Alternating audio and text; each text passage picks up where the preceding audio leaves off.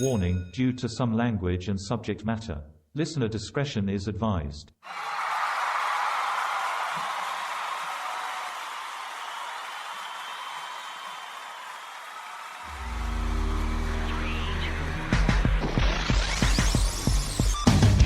Meeting people where they are, helping other people come out on the other side victorious.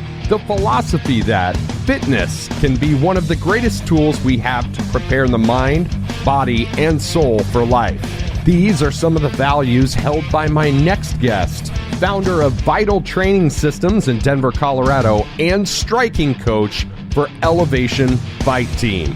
My next guest is a former mixed martial artist who you may have seen in the corner with the friend of the show, Curtis Blaydes. I'm excited to welcome Vinnie Lopez to the show today. 2022's goals in sight. He couldn't have come on at a better time. Ladies and gentlemen, this is Caught on the Mic.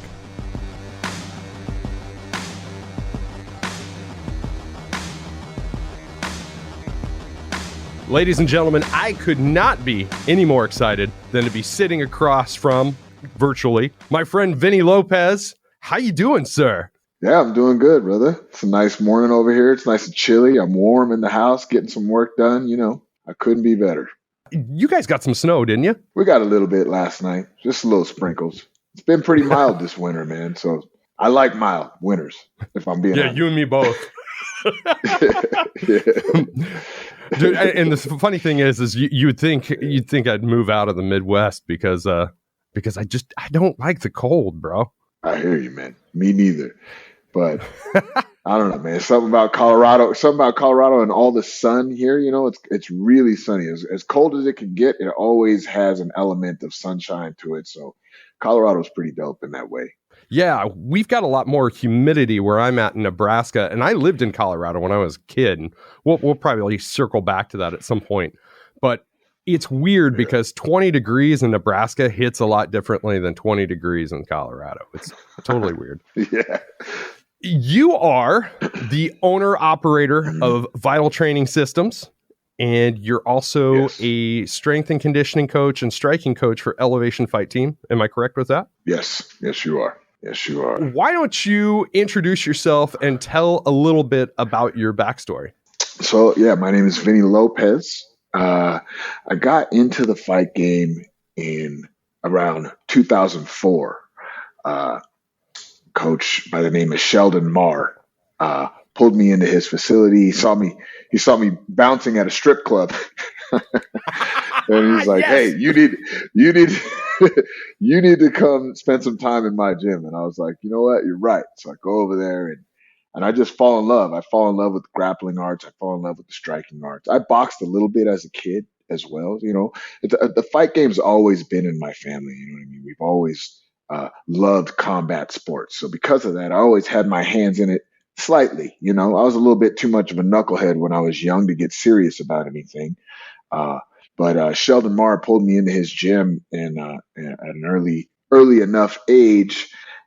But like I said, I was a knucklehead. So I ended up going to prison for a long time in 2005, and I didn't come home until right around 2009, and that's when I really immersed myself in the arts. You know, I didn't really have a whole lot of options. You know what I'm saying? I'm coming out of prison. I'm a felon. Nobody wants to hire a freaking felon, right? So I was like, okay, I know how to do one thing. I know how to do one thing and one thing well. So I'm gonna pour my heart into this thing, and I made a run. I made as much of a run as I could at the age that I was at.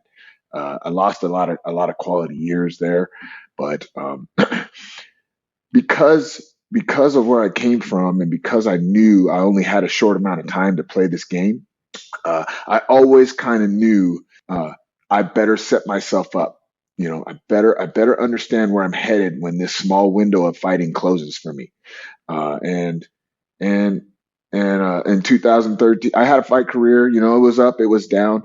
I wasn't the greatest athlete, but I think because of that, because I wasn't the greatest, I had to pay attention the most and learn the most, like step by step techniques from Dwayne Ludwig, Trevor Whitman, Fareed Samad. Like I had all really, really high level coaches that I would just sit there and stare and listen and learn because I knew, all right, when I'm done with this thing, I want to have an in-depth knowledge about what the fuck it is that I'm doing.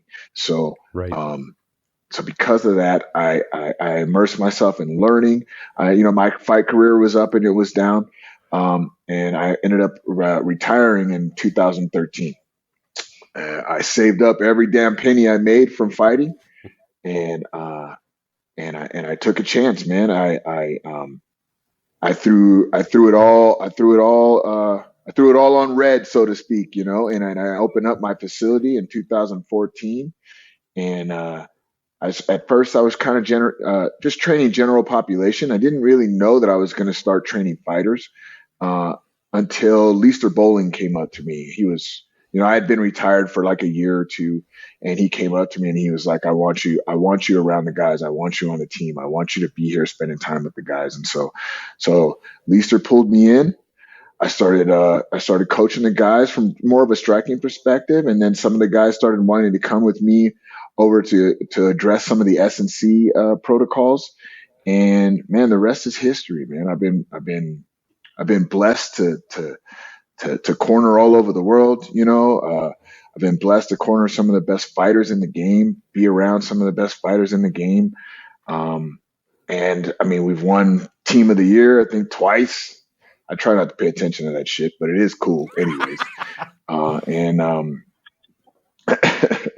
And yeah, man, that's my life, and I'm blessed to be able to stay inside of the sport and do what I love and put a little food on the table at the same time. So that's me, man. And maybe this is why I have such a fondness for you guys, because you, Cody, and myself have very similar stories. Mine, of course, was in the music industry. I like clawed, fought, did everything I can to make it in the music business. And then finally, 2011, I was just like, I've got kids. I've got a life. I need to kind of work on the other plan A, not this plan A. But the weird thing is I developed this articulation for the business side of things and the functionality side of things to where I kind of had this epiphany where I was like, man, I'm almost better at the business side of this. I'm better at the analysis side of this. I could help other people, grow their brand, grow their music careers. And I never saw that when I was in the midst of it as a performer. And it sounds like from a coaching perspective, in talking with Cody and listening to your story, you guys kind of had a similar path in the sense that you really got to know the nuts and bolts of what makes a good fighter, and the processes that need to go into that. Am I off base? No, you're absolutely correct. I was listening with a big amount of intent. Coming from where I came from, just getting out and being a little bit desperate for a life. Like I knew that whatever I was going to focus on, it needed all of me. And on top of the intent in which I went in there, trying to learn this game from a as deep of a perspective as I could get, I made a whole lot of fucking mistakes along the way, because I was fighting. I was in there putting it all on the line, and I made a lot of mistakes, and there was a lot of things about myself that I knew, okay, I see what this is. I see how it can get in your way, and I'm going to help the next guy get past this particular thing. You know what I mean? So the getting out of prison and being desperate to know, desperate for life, desperate for success, and falling on my face a bunch of times, that lends itself to a pretty wise dude. You know what I'm saying? So now I try to coach from that place, man. I try to coach right from that place. Yeah. Yeah. It's the essence of almost failing upward. I talk to people, I mentor people now for a living, And one of the things that I tell my subordinates or people that work for me, I always tell them, I'm like, you're going to screw up. You're going to fuck up a million times over. The thing is, all I want you to do, and I'll probably be pissed off at you for it for about 30 seconds to a minute, but I'll get over it. At least you tried. I would rather you try and fuck up than not try at all and just quit. Yeah, man, that's this whole life, right? Like so many people just kind of, they play it safe. They play it safe. There's no risk, therefore there's no reward, right? But like if you're going to put yourself in any kind of situation that requires a certain amount of like I don't know, focus, there's a chance to fail, there's a chance to succeed. Like if you're going to do that, you're gonna fail. You want to fail. You want to understand. You want to be able to speak to this thing in an in-depth way. And if you're never doing shit, you can stay away from that. But if you're doing anything worthwhile, there's that risk. And you're going to fall down and you're probably going to get back up because or you wouldn't have put yourself in that risky situation in the first place. You know what I mean? So it's like, I don't know, man. If you're not failing, you're not doing shit, you know, in my opinion, you know? Right.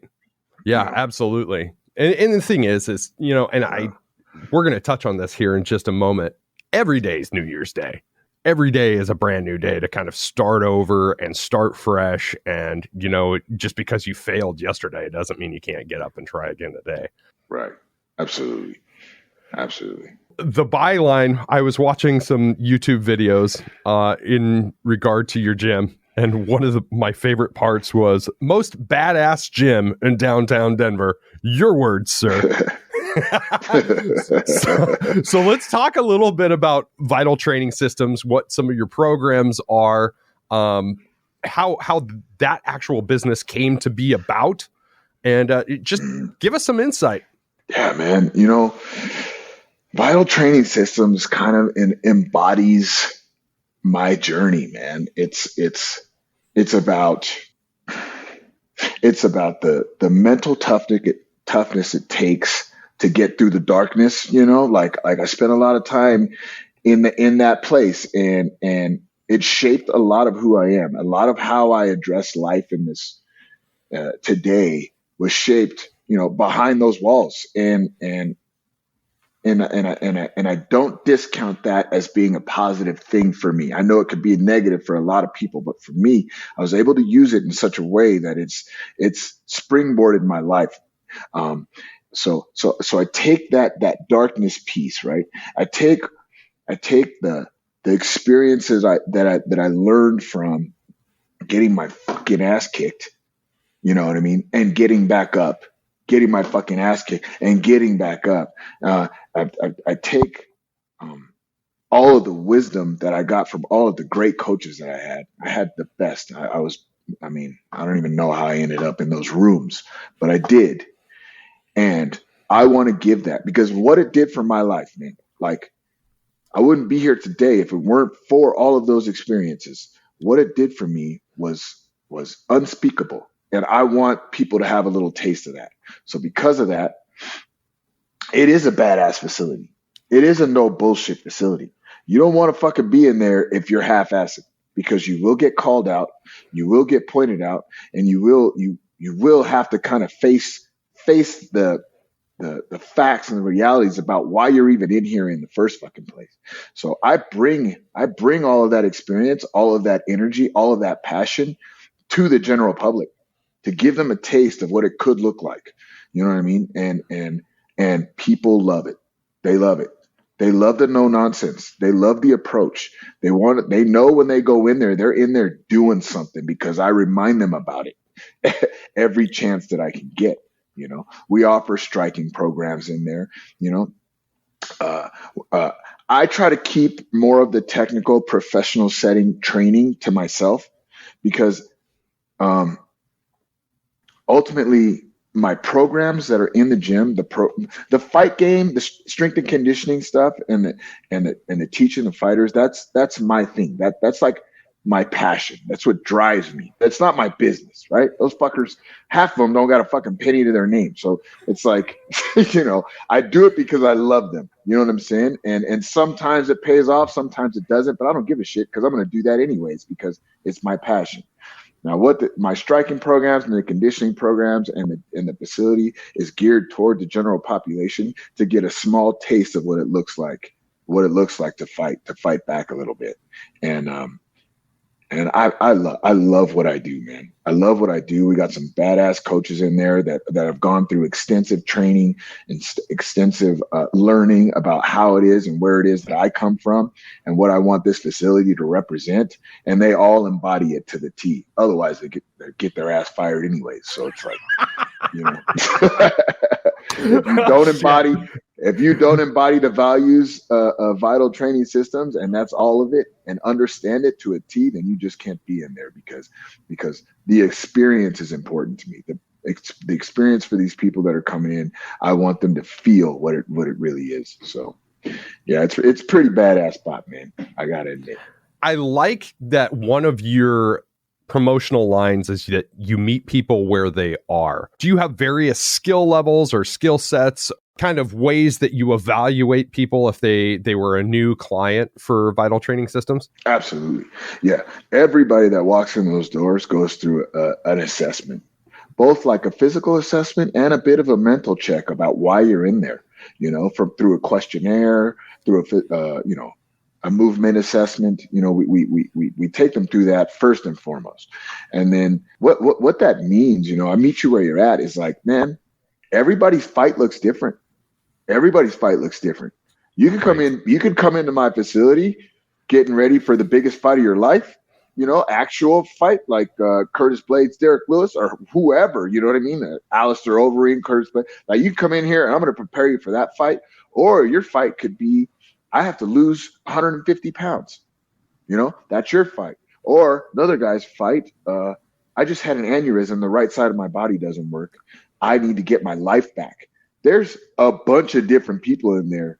And that's the beauty of it, man. It's like, I got professional athletes. I got extremely obese people. I got people trying to learn how to walk. I got people trying to learn how to get their life back in general or go. That's just what we're doing in there. And I don't give a shit what the fight looks like. I just love to be alongside people who are ready to fucking fight.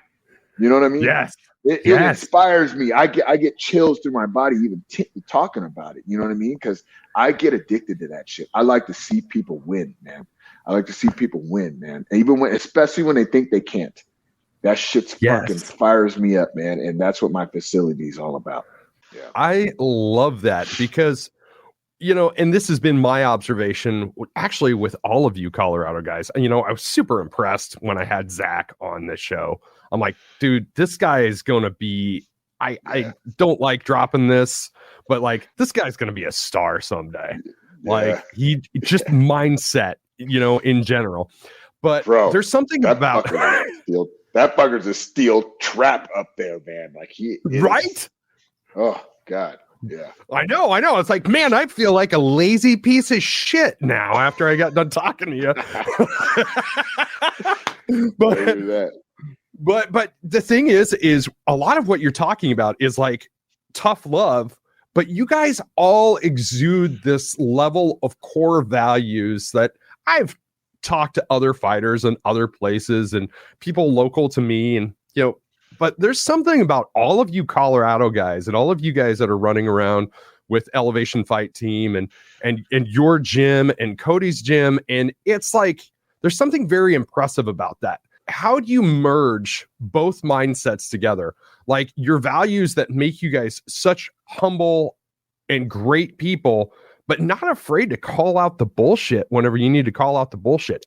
If you are truly a humble person and you truly want the best for a human being, you cannot be a yes man.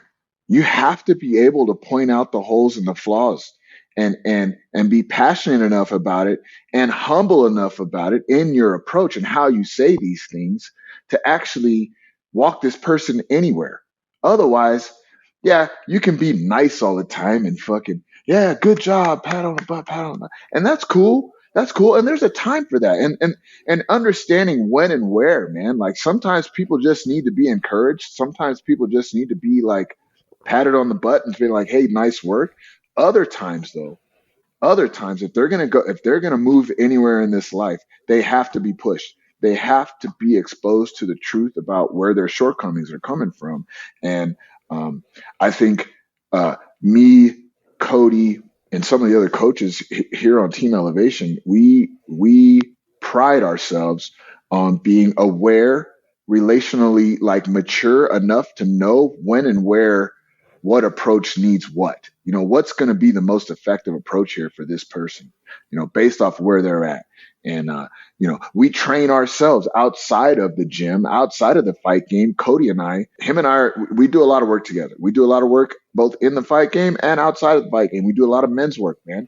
We do a lot of men's work. We go up this mountain and we fucking get down and dirty with men and helping them to tap into their true potential and who they really are inside, who God says they are, and I think because of that that type of work, we're able to kind of get in there a little bit deeper and understand when and where to be what. Do I need to be aggressive and fucking rattle this dude's cage and wake his ass up, or do I need to just come up alongside him, man? Just come up alongside and listen, and understanding when and where is super important, man. Super important.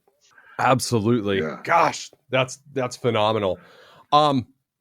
What is your greatest accomplishment from your vantage point as a coach? The thing that comes to mind first, like I got something that I'm in the middle of now that when I actually accomplish it, it will be my greatest accomplishment. but I would say Austin Hubbard, the shit, what organization was the LFA fight, getting him into the UFC, from where he came, when he came to me, I don't know. He was in Chicago, he was training, but we had a lot of fucking work to do, man. And being able to walk him through the fire, through that fight with Achilles, or I forgot what the hell that guy's name was, but it was a fight where everything was, all the odds were in his favor. We were out there to get slaughtered, and Austin went out there and had the performance of a lifetime. Got the call up the next week. That made me feel like I'm really doing something here. You know what I'm saying? This thing with Zac Pauga getting called to the show, to do the Ultimate Fighter show. That's a big accomplishment for me too, man. He came to me with zero fight experience, less than, I don't even know. I mean, was it 2 or 3 years ago? I don't even know. Like, short amount of time, and I've been able to have a big part in walking him to where he is now, to where he's 10-0. Colorado Fighter of the Right. Year, going on the Ultimate Fighter show, and I think he's going to make a lot of fucking noise there. You just said it yourself. He's going to be a star. I like to take the underdogs. I like to take the guys that they think ain't going to be shit and fucking and walk them to the big show underneath the lights and let them look around and be like, holy shit, I made it. That for me is huge. Curtis Blaydes is a goddamn what would you call him? Like a freak of nature. He's gonna be the best. I already knew he was gonna be the best. I just sprinkled some shit in, some dust on there, and he just took it and ran with it. You know what I mean? Of course he was gonna. It could have been a fucking, could have been, god dang, my wife could have been coaching Curtis, and they could have made it to the top 5. Let's just put it like that. You know what I mean? But when it comes to like Austin and Zac, these guys who got the kind of, weren't born with those gifts that Curtis was born with. You know what I'm saying?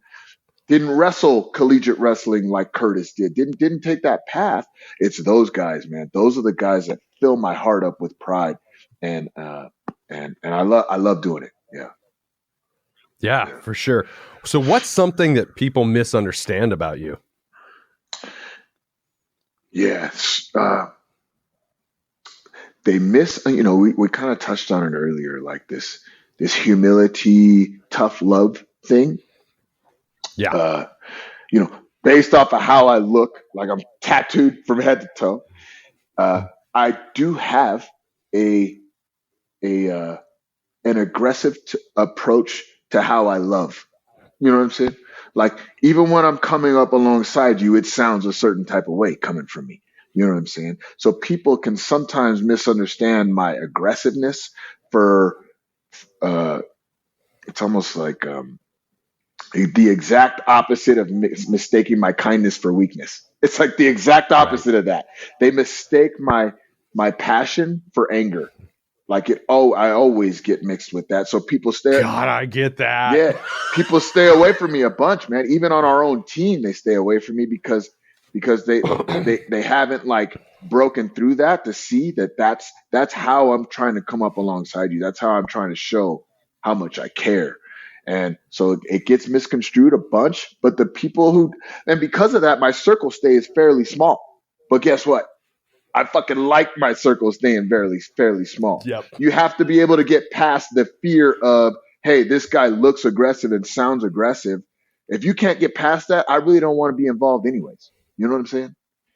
I really don't want to Yeah, be that involved makes anyway. perfect Yeah. sense. I want you to Yeah, I want makes- you to have the courage and the like desire enough to get past that initial like, wait a minute, this guy kind of sounds like an asshole. Then we can get through it. You know what I'm saying? Then we can go, okay, yeah, I see what you did there. I see that took a risk. That was a risk, you coming up to me right now. And because of that, I'm going to show you who I really am. You know what I'm saying? Yeah. Yeah, for sure. For sure. Yeah. So who are some of your heroes? So, my heroes, you know, my grandfather comes to mind for sure. I was just talking about him this morning and about how he kind of shaped who I am a little bit. Like I was talking with my wife about it, and I was just reminiscing. You know, I have a grandson.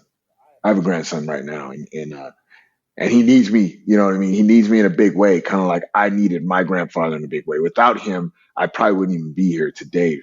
So he's like, from a life perspective, he's probably one of my biggest heroes. When it comes to the fight game, I have two guys that I really look to that shaped how I do my thing, how who I am today in the corner, so to speak. Trevor Whitman and Leister Bowling, both spent a lot of time with me, man, and I don't know why. I didn't deserve it. I wasn't a very good fighter. You know what I mean? I was a 500 fighter. You know, I don't know what the fuck. They poured so much into me. You know what I'm saying? And because of that, I'll never forget it. You know, I'll never forget the lessons that I learned underneath those two men, and how at a time when I was desperate for leadership, I was desperate for a way out. Those two guys stand out as people who helped me shape my own life, helped me decide where I was going to go in this life. Those two guys right there. Yeah. When you look and you define your sense of purpose and your sense of what your why is, what does being human mean to you? So being human, and so in regards to my why is, for me, it's about helping people see, uncover, believe in their worth, what they're capable of in this life, how they're here on purpose for a real reason, and to help these guys uncover that and start to even believe, like, wait a minute, there's a reason for me. There's a reason for me there. I can do what? Are you sure? That I deliberately put myself in that type of situation at all times. I believe it's why I'm here. I believe it's what I'm supposed to be doing, is to uncover and help these guys see what they're truly worth, what they're truly capable of, and go fucking get it, man. That's my why, man. That's me being human. That's me being loving. That's the best I got, you know? Yeah. Hell yes. I love that. I love that shit, man. Yeah. So what's next for Vinnie Lopez right now? What can you talk about? I'll say. Yeah. Yeah. So from a personal standpoint, my wife is pregnant. So I got, congrats. Yeah, thank you very much. It's crazy. I have a grandson. and I'm about to have a son.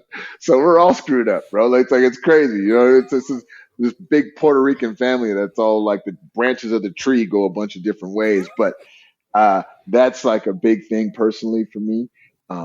We just Vital Training Systems just moved into a new facility. We've been there since October, trying to just get the ball rolling there in a new neighborhood and stuff. Like that's big on my plate right now. My son has started fighting.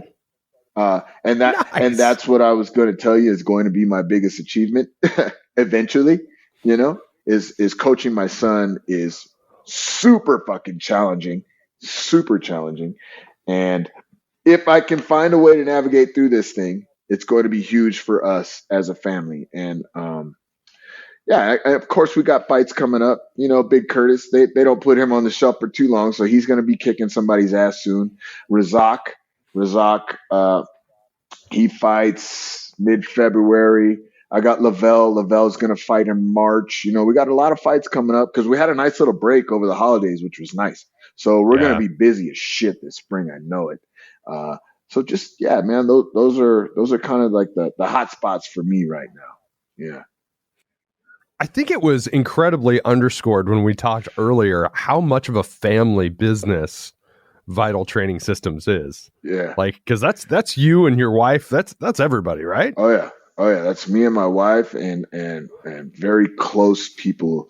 And yeah, that to get hired on there is like there's a process, man. There's a process. There's a values inspection. There's a who you are. There's a do you fit. There's a this is who we are. Are you sure you want to be involved with this? Because if you get involved with this, you're in it. You know what I mean? So it's like, I think that lends to the culture and the community in such a big and powerful way.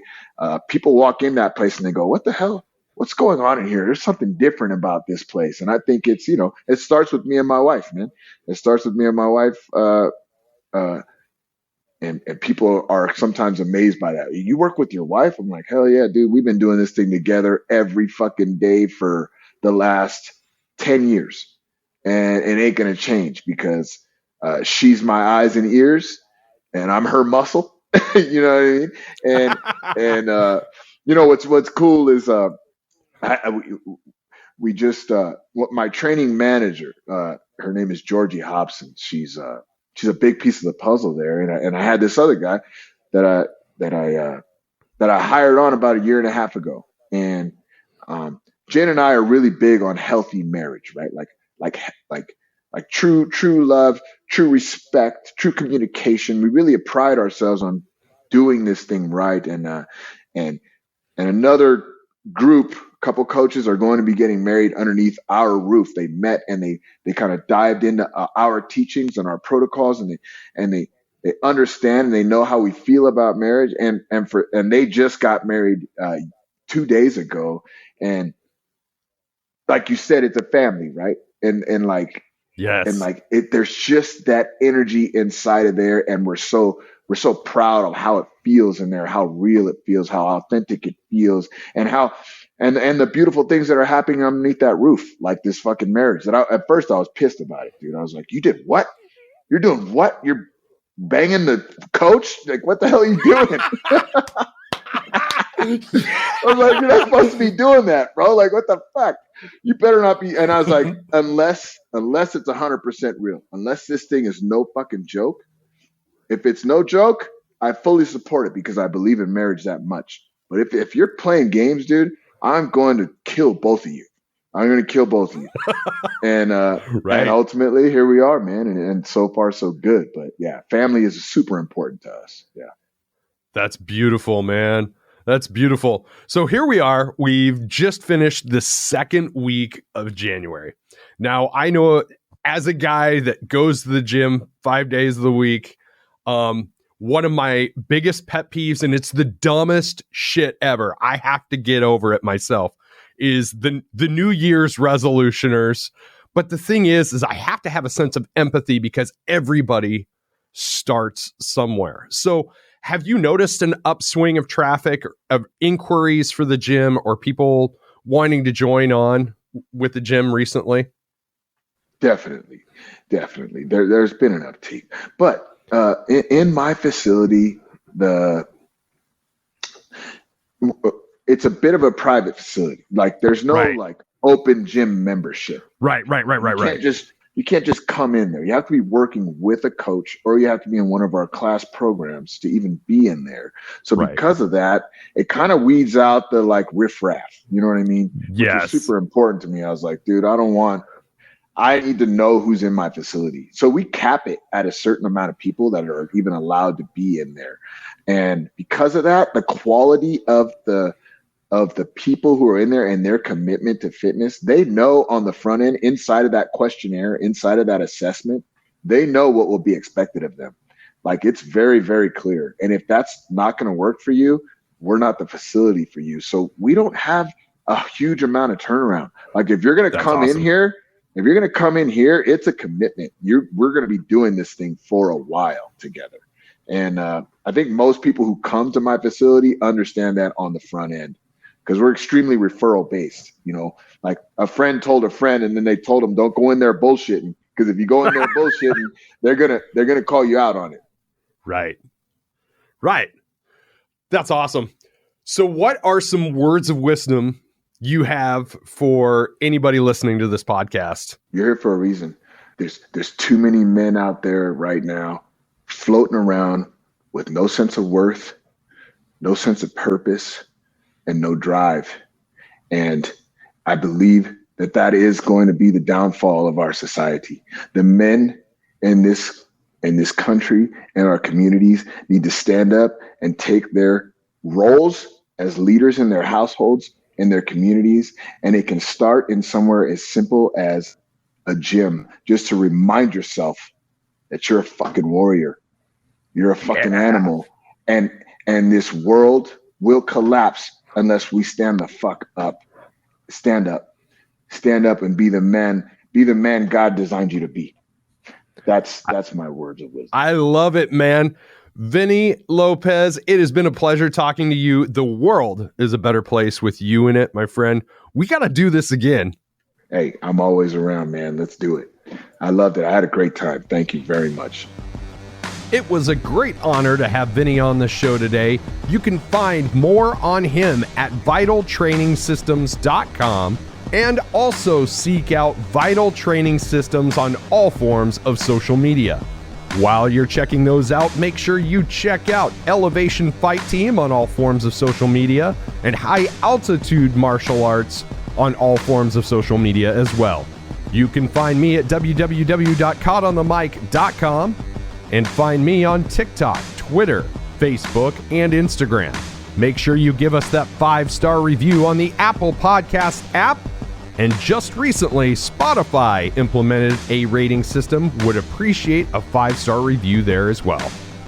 This has been Caught on the Mic with Michael Clark. I'm Michael Clark. Until next time, thank you.